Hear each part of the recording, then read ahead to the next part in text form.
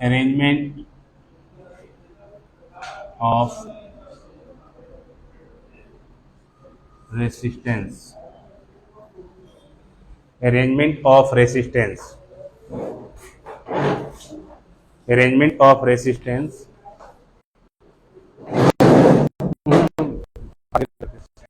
आगे लगा आने जाने रखो।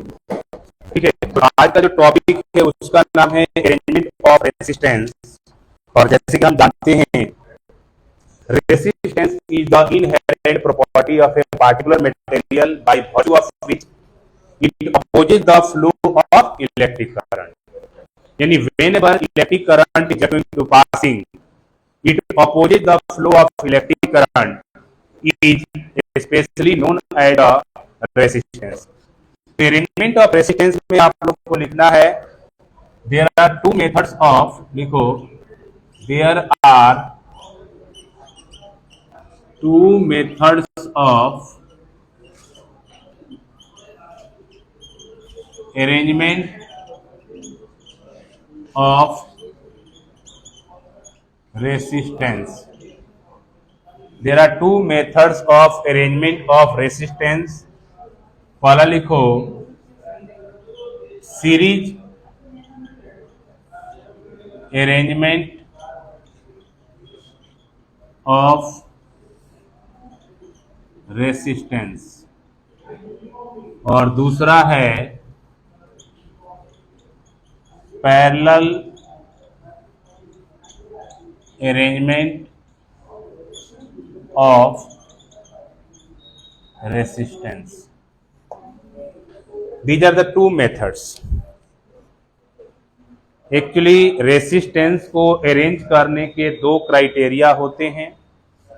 एक को बोलते हैं सीरीज अरेंजमेंट और दूसरे को बोला जाता है पैरेलल अरेंजमेंट। ठीक है,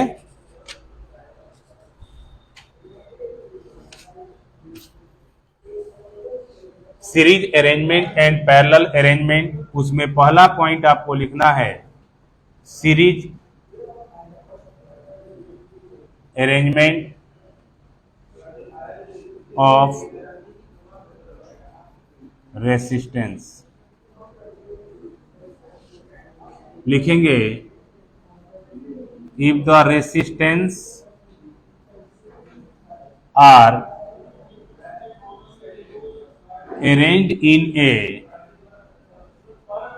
sequence, ब्रैकेट में series, then the arrangement is called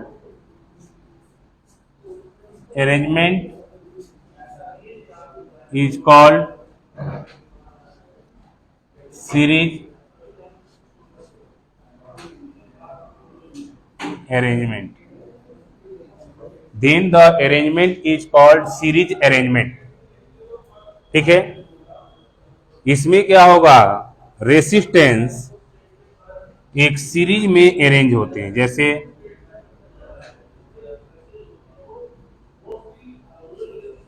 यहां पे जो अरेंजमेंट है रेसिस्टेंस का, वो सीरीज अरेंजमेंट दिखाया गया है।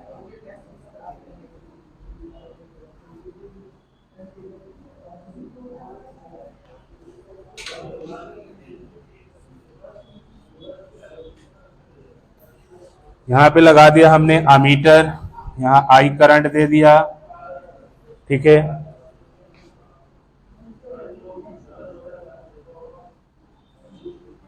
कि ये स्विच है आई और बीच में क्या किया जाता है,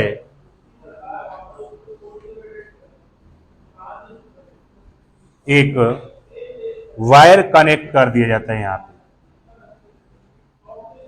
इसे वोल्टेज के नाम से जाना जाता है।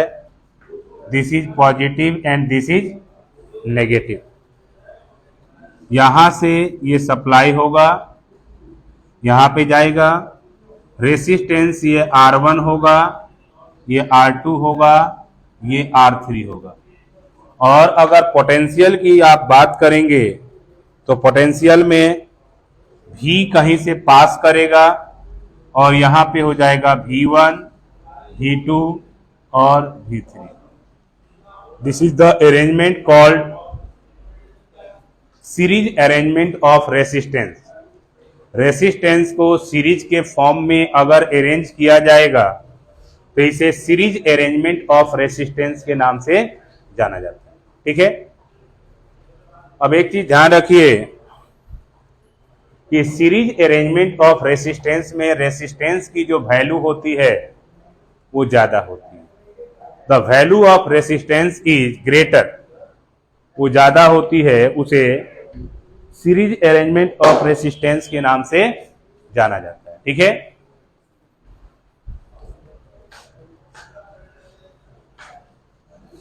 उसके बाद लिखेंगे total resistance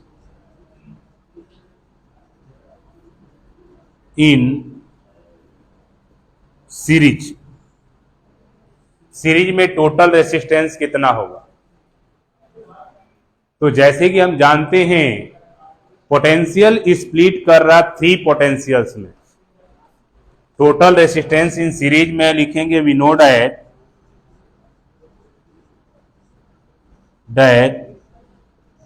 V is equal to V1 plus V2 plus V3। ठीक है, ये टोटल पोटेंशियल 3 पोटेंशियल में स्प्लिट कर रहा है और जैसे कि आप जानते हो चूंकि V is equal to I are,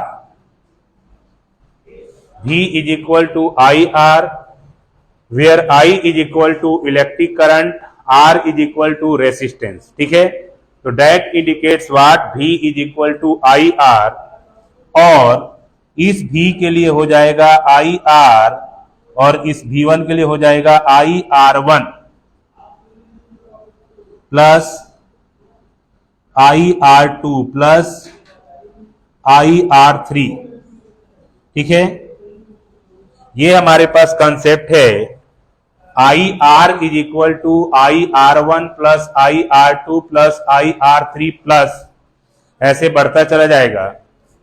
अब इसको थोड़ा सा इधर लेके आप लोग आएंगे और यहां लिखेंगे I R is equal to I को कॉमन ले लिया R1 plus R2 plus R3। ठीक है, यहां I से I कैंसिल आउट हो गया, R is equal to R1 plus R2 plus R3।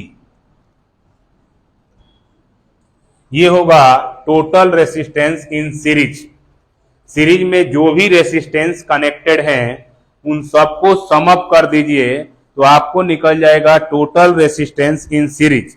इस सीरीज के अंदर टोटल रेसिस्टेंस कितना होगा, just note.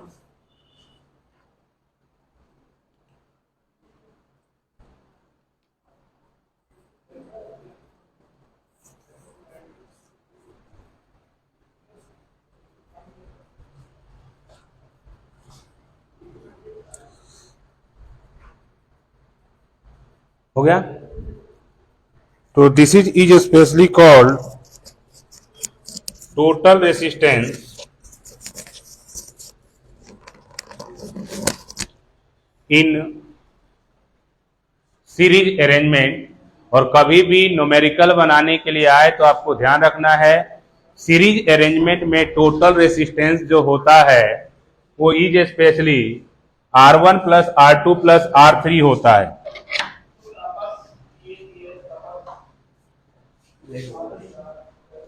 R1 plus R2 plus R3 होता है। Just close the door, take your seat now. तो that is called the total resistance.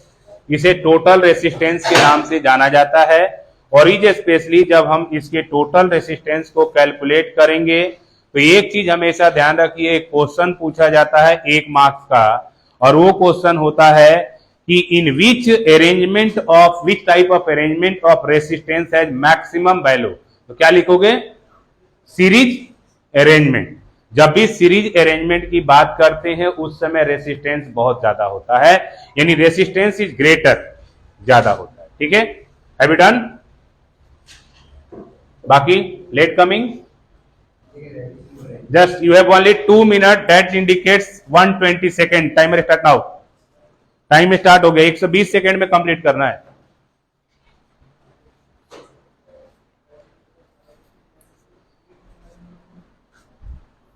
दूसरा pen कहाँ है? पैसा नहीं है? हाँ? प्रैक्टिस पढ़ाई दोनों जरूरी है। देखो, शारीरिक विकलांग अगर कोई है ना, फिजिकली हैंडीकैप, वो चल जाएगा, लेकिन मेंटल हैंडीकैप्ड अगर कोई रहेगा तो बड़ी प्रॉब्लम क्रिएट होगी। हाँ जी, जल्दी करो, जल्दी। जिंदगी का एक मंत्र बस ध्यान रखो, शारीरिक विकलांग होना गुनाह नहीं है, लेकिन अगर मानसिक विकलांग हो गए तो कोई पूछने वाला नहीं है। यानी physically handicapped is not a curse, but mentally handicapped is a curse. You can not survive in these world if you are mentally handicapped. मानसिक रूप से विकलांग नहीं होना। मानसिक रूप से विकलांग कब नहीं होगे? जब पढ़ोगे, लिखोगे, कुछ समझोगे। मार्क्स आना नहीं आना दोनों अलग अलग चीजें हैं, लेकिन अपने आप को सीखना और सिखाना एक अलग चीज होती है। ठीक है, इस कंसेप्ट पे वर्क करो, मार्क्स अपने आप आएगा। Marks is not the parameter of your goal. इतना बड़ा पैरामीटर होता तो सचिन तेंदुलकर तो 10th में फेल था। Why is known as the god of cricket. हाँ, गोल की तरफ ध्यान रखो, पढ़ना जरूरी है। क्यों? लाइफ में कुछ अचीव करना है तो हर एक सब्जेक्ट हर एक व्यक्ति का अच्छा नहीं हो सकता, नहीं तो गॉड का दर्जा प्राप्त कर लेगा। हाँ जी, हो गया। अब बताइए, आप लोगों के पास कितने तरीके से अरेंजमेंट किया जा सकता है रेसिस्टेंस को? हाउ मेनी वे? कौन कौन सा? Series and parallel. सीरीज में रेसिस्टेंस का वैल्यू हमेशा क्या होता है? ज्यादा होता है। What is the SI unit of resistance? SI unit of resistance ohm. And what is the SI unit of resistivity? What is the SI unit of resistivity? अगली क्लास में तो पढ़ा, पिछली क्लास में तो पढ़ाया है, इतनी जल्दी भूल जाओगे? फिर तो तुम्हें यह भी नहीं याद होगा गांधी जी कौन थे। गांधी जी। रेसिस्टेंस का SI यूनिट होता है ओम, और रेसिस्टिविटी का SI यूनिट होता है ओम मीटर। ठीक है, these are the two content. तो रेसिस्टेंस इन सीरीज अगर आप निकालते हो तो हो जाएगा R is equal to R1 plus R2 plus R3। जितने भी रेसिस्टेंस अरेंज होंगे सबको क्या करना है? आपको जोड़ देना है। ठीक है, अब लिखेंगे दूसरा arrangement, parallel arrangement of resistance.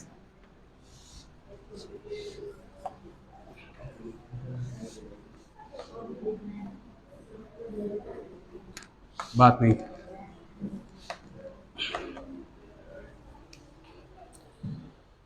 हाँ, लिखिए, सेकेंड नंबर पॉइंट है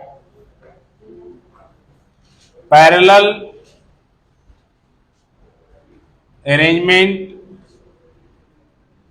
of resistance. Parallel arrangement of resistance. Resistance को पैरेलली किस तरीके से अरेंज किया जाए उसके बारे में है।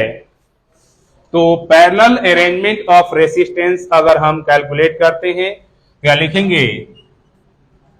If the resistors are arranged in a parallel way, then it is called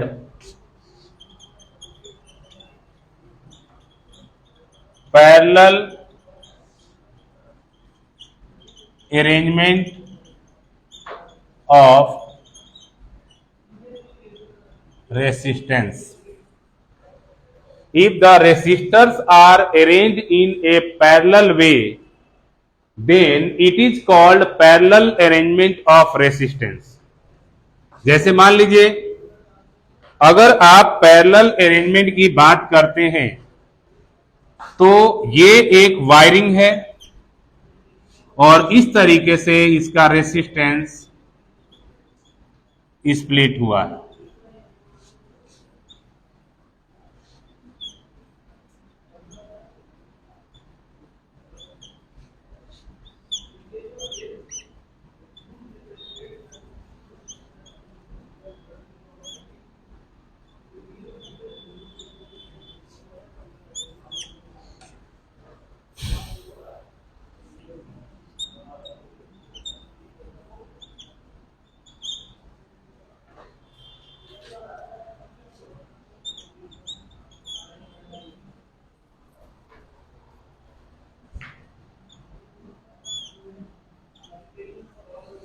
मैंने ये डायग्राम बनाइए।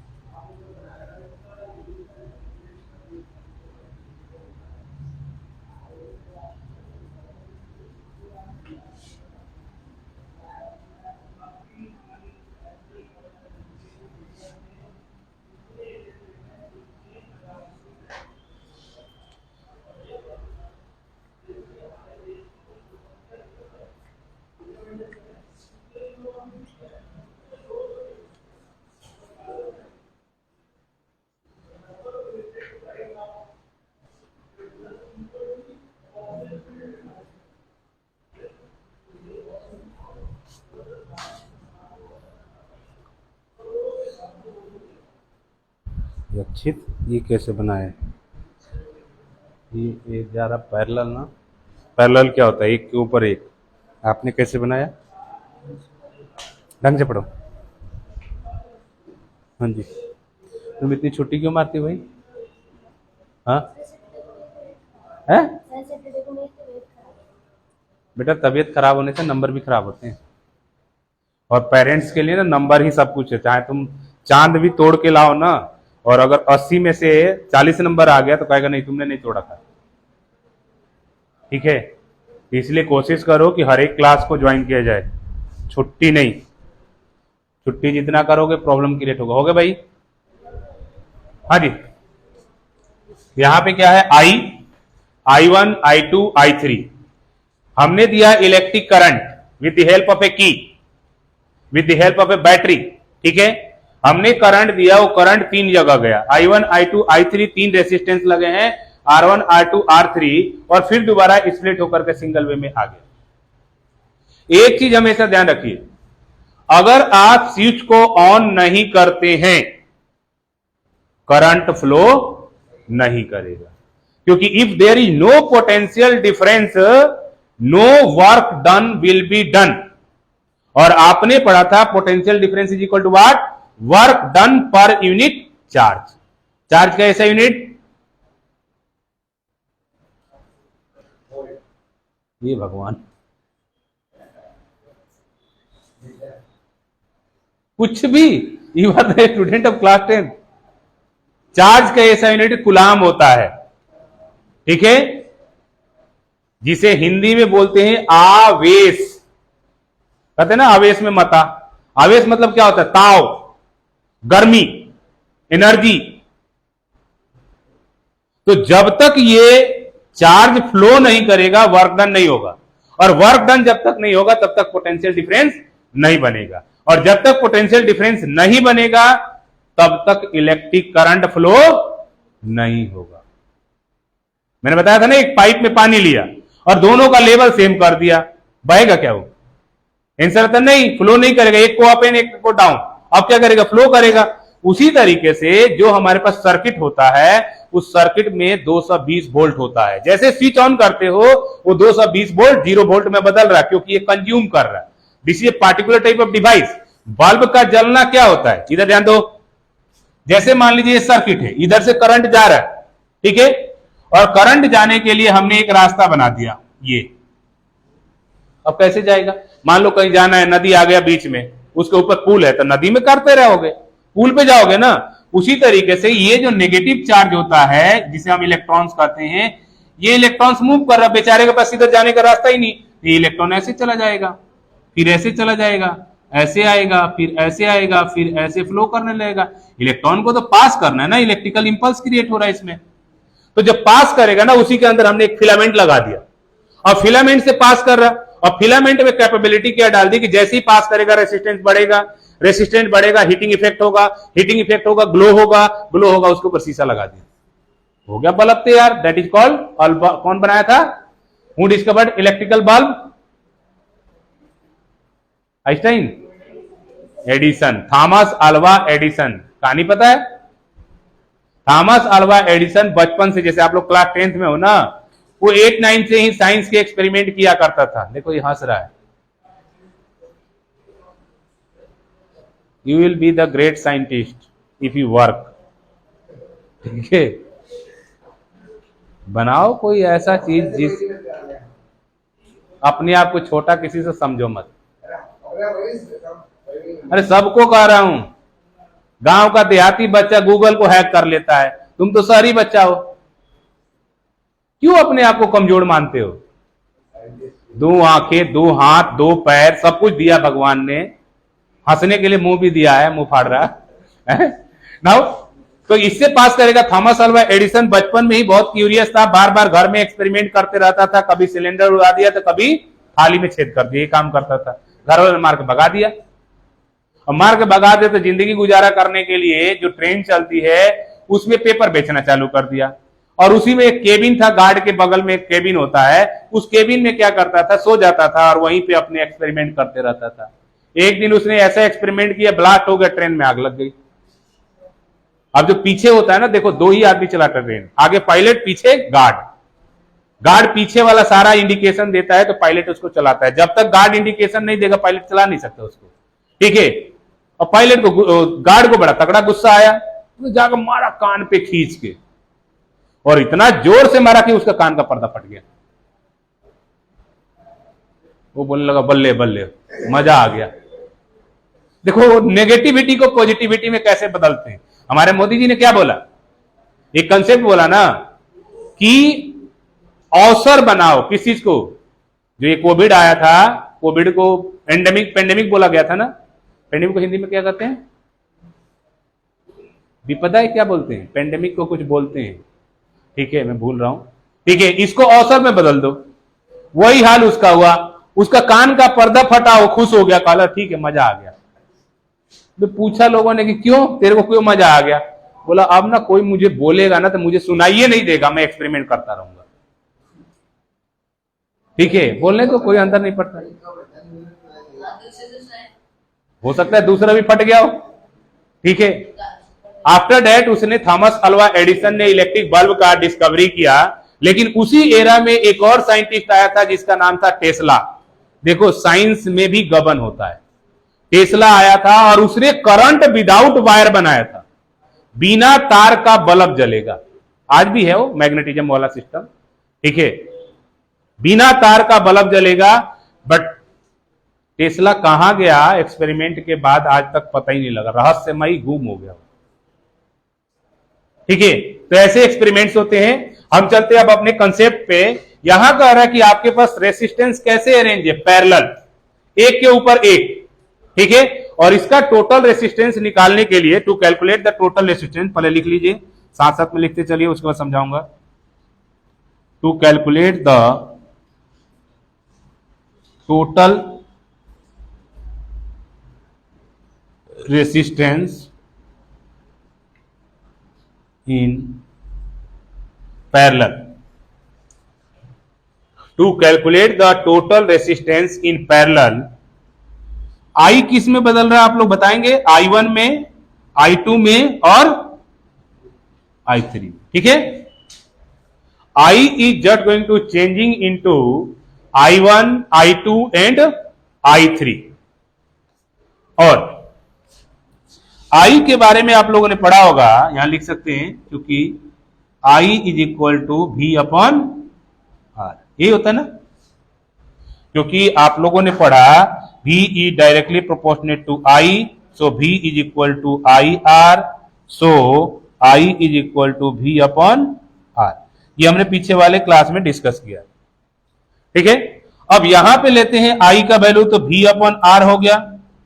इसका हो जाएगा V अपॉन R1 हो जाएगा, इसका हो जाएगा V upon R2, V upon R3। ठीक है, इसको कैलकुलेट करने के लिए और V upon R is equal to, V को कॉमन ले लिया, ये बन गया 1/R1 plus 1/R2 plus 1/R3। ठीक है, अब V से V को कैंसिल आउट कर दीजिए आप लोग, इधर ले आइए, तो ये हो जाएगा 1 upon R is equal to 1/R1 plus 1/R2 plus 1/R3।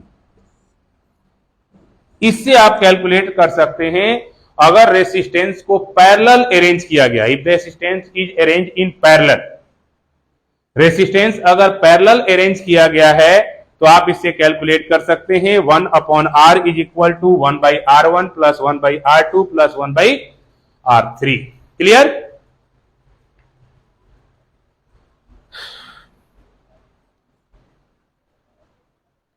One by R1 plus 1/R2 plus 1/R3, this is called the total resistance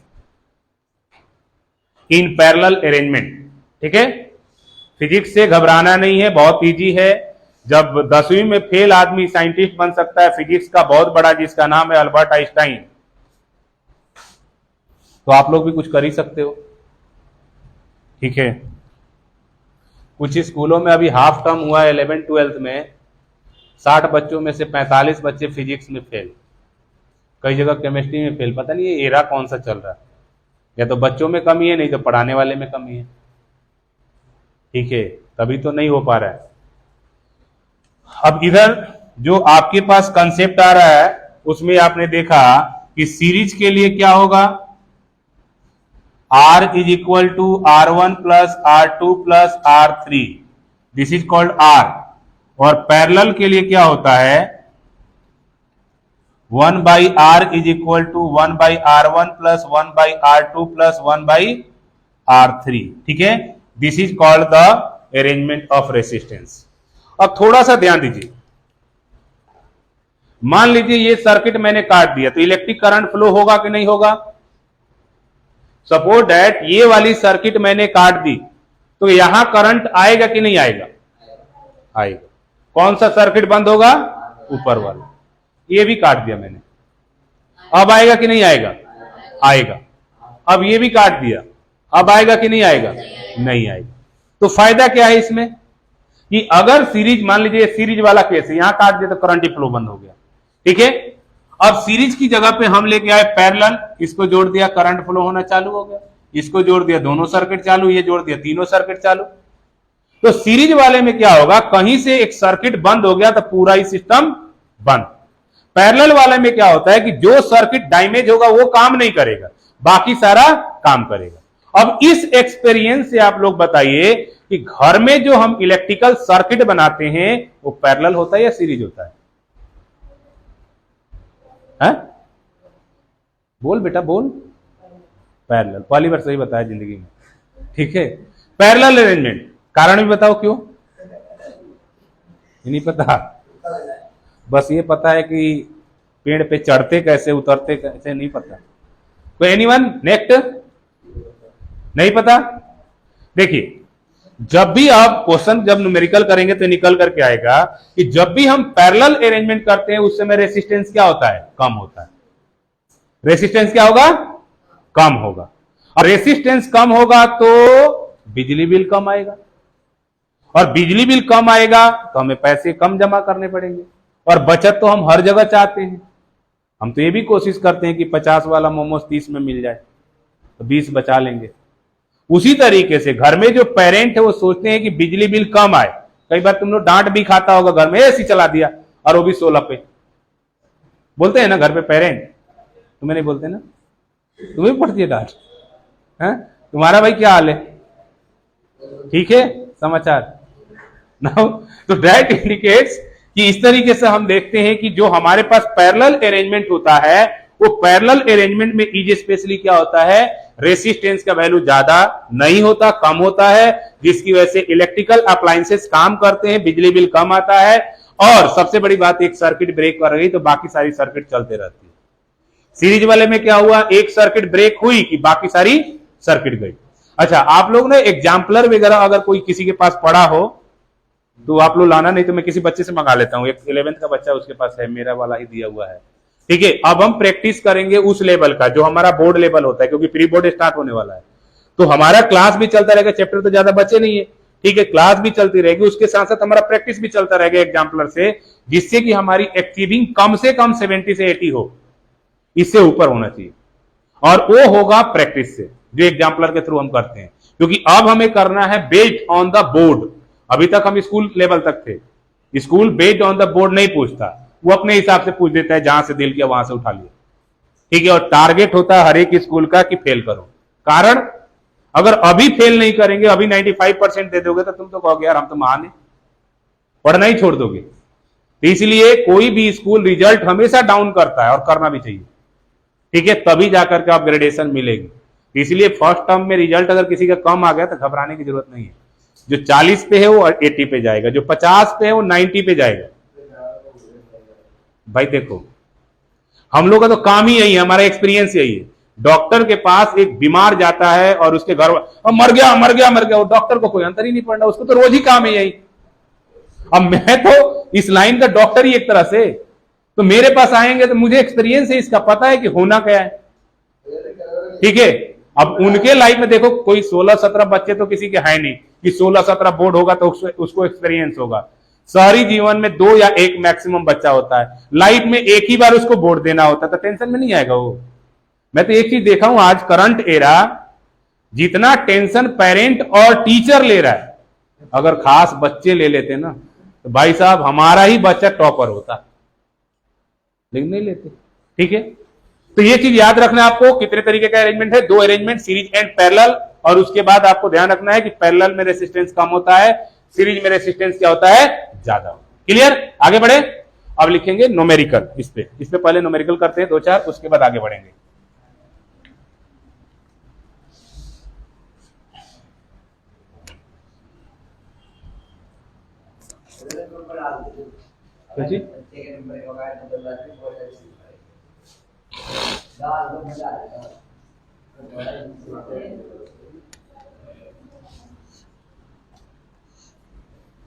बहुत बढ़िया।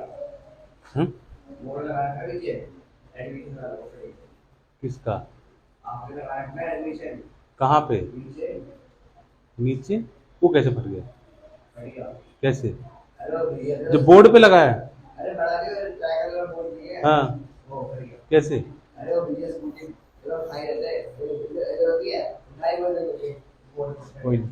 अब लिखो numerical on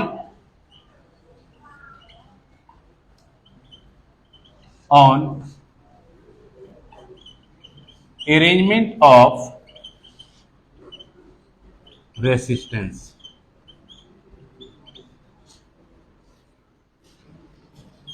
numerical on arrangement of resistance।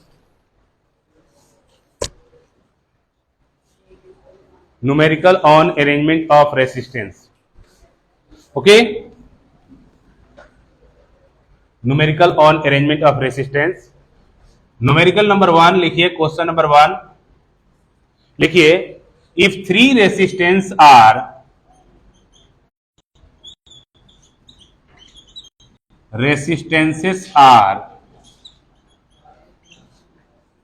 10 ohm, 20 ohm and 30 ohm, find the total resistance, find the total resistance in each type of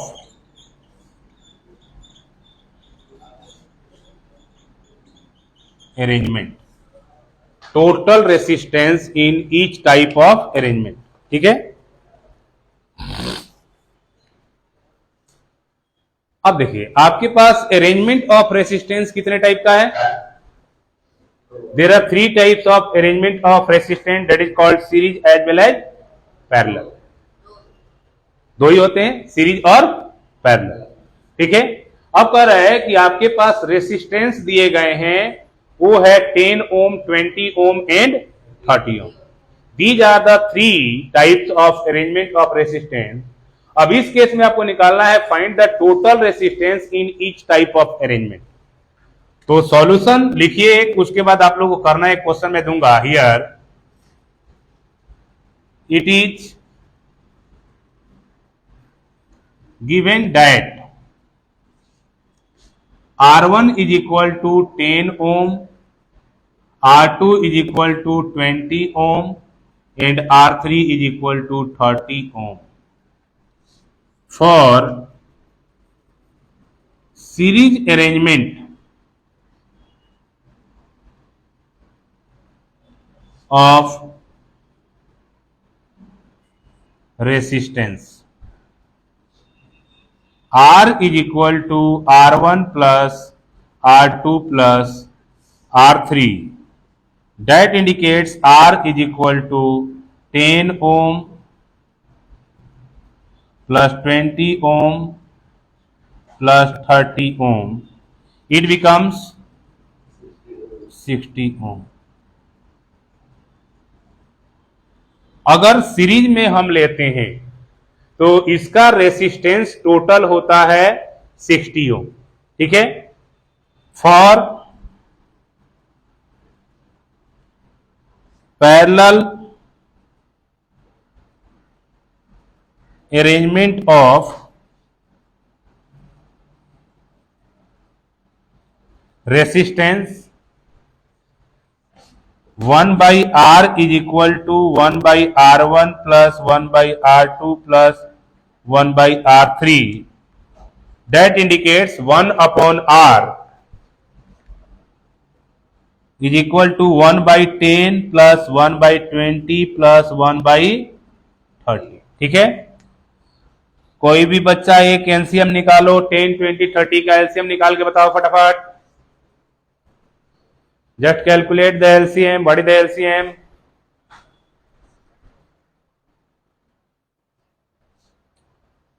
10, 20, 30 का LCM बताइए कितना आया? 60। आप लोग का कितना आया बेटा? अभी कर ही रहे हो 60। तो यहां लिखते हैं 60 टोटल आ गया। यहां 60 आएगा तो 10, 6 आ जाएगा, यहाँ 3 आएगा, यहाँ 2 आएगा, और 1 by R is equal to 6, 3, 9, 2, 11, और R is equal to 60 upon 11। हमेशा ध्यान रखिए, यहां पे कई लोग कंफ्यूज हो जाते हैं। ये 1 अपॉन R 11 अपॉन 60 है, तो R कितना होगा? 60 अपॉन 11। तो R को अगर कैलकुलेट करते हैं तो 11 × 5 = 55, फिर 5 बचा 44। तो R is equal to 5.4 ohm approx, ये वैल्यू होगा। एक बार इसको नोट कीजिए, उसके बाद इसको समझाता हूं लगभग, क्योंकि पॉइंट एक ही पॉइंट लिया मैंने, 2-3 पॉइंट लेता था ऐसे लिख देता। अप्रॉक्स लिखने के बाद आप बच जाओगे। ठीक है, हो गया, done. Now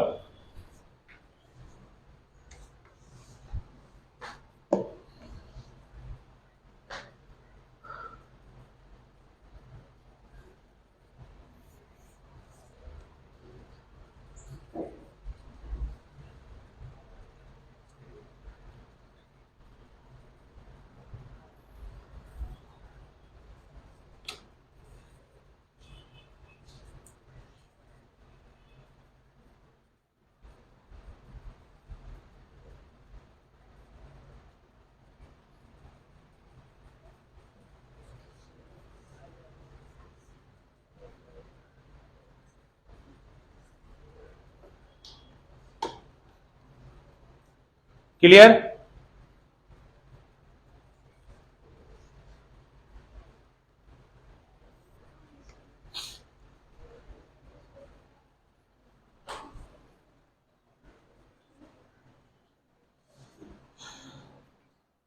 Now, listen. Here it is given that R1 is equal to 10 ohm, R2 is equal to 20 ohm and R3 is equal to 30 ohm. ढंग से बैठो बेटा, 3 रेसिस्टेंस दिए गए R1, R2, R3, 10 ohm, 20 ohm and 30 ohm for series arrangement of resistance. अगर resistance को series में arrange किया जाता है तो उसके लिए क्या होगा, R is equal to R1 plus R2 plus R3। अब R दिया गया है कितना, R1 10 ओम, 20 ओम एंड 30 ओम, तीनों को मिला दिया 60 ओम आ गया। पैरेलल अरेंजमेंट ऑफ रेसिस्टेंस होता है तो 1 by R is equal to 1 by R1 plus 1 by R2 plus 1 by R3, that indicates 1 upon R is equal to 1 by 10 plus 1 by 20 plus 1 by 30, and you have to find the LCM of 10, 20 and 30 and it becomes 60. तो 60 LCM आया, LCM method से आपने solve किया, यहां हो जाएगा 10 छक के 60 तो 6, 20 तिहाई 60 तो 3 और 30 दूना 60 तो 2, ये हो जाएगा 6 3 9, 9 2 11, 1 upon R is equal to 11 upon 60। Yes, किसका,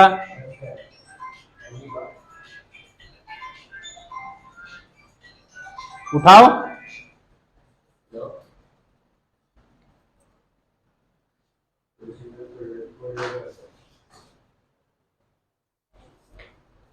तो that becomes R is equal to 60 upon 11। अब 11 से डिवाइड करना है इसको, ठीक है, तो 11 5 55, फिर बचा 5, और 5 0 तो जाएगा नहीं, तो 4 से जाएगा तो 5.4 आ जाएगा अप्रॉक्स। अब कंक्लूजन करो, कंक्लूजन कई बार आएगा कि ये क्वेश्चन दे देगा, बोलेगा राइट द कंक्लूजन आल्सो। तो कंक्लूजन क्या आ रहा है आपका कि resistance in parallel is lesser than series. क्या आएगा कंक्लूजन, रेसिस्टेंस इन पैरेलल, लिखो conclusion, resistance in parallel is lesser than resistance in series, lesser than resistance in series. Clear, ये कंक्लूजन होता है जब भी ऐसा क्वेश्चन दिया जाए तो उस समय you have to find that type of the conclusion. या कंक्लूजन कैसे निकालोगे, किस तरीके से दैट मींस को डिटरमाइन करोगे। क्लियर, तो here it is given that R1 is equal to 10 ohm, R2 is equal to 20 ohm, R3 is equal to 30 ohm. इससे कैलकुलेट कर दो, टोटल रेसिस्टेंस आपका मिल जाएगा और टोटल रेसिस्टेंस से आपके पास कंक्लूजन आ जाएगा कि R1 that means call series का कितना है, पैरेलल का कितना है। उसके बाद आप खुद ही कह सकते हो कि पैरेलल अरेंजमेंट में रेसिस्टेंस का वैल्यू कम होता है और यही कारण है कि हाउस होल्ड वायरिंग जो किया जाता है, घरों में जो तार बिछाई जाती है उसका सर्किट पैरेलल होता है। ठीक है, question number next you have to do, लिखिए 3 resistances are, 3 resistances are, 3 resistances are arranged in, are arranged in, 3 resistances are arranged in series as well as parallel, series as well as 3 resistances are arranged in series as well as parallel, 3 resistances are arranged in series as well as parallel। हो गया, the value of resistances are, the value of resistances are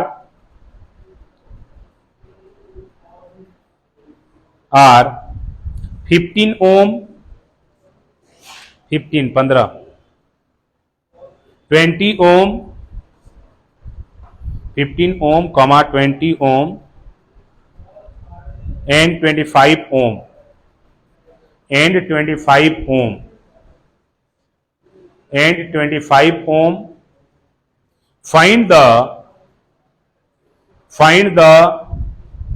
total resistance in, find the total resistance in each arrangement, each EACH, each arrangement, each arrangement, and write the conclusion also, and write the conclusion also. It is given that, देखो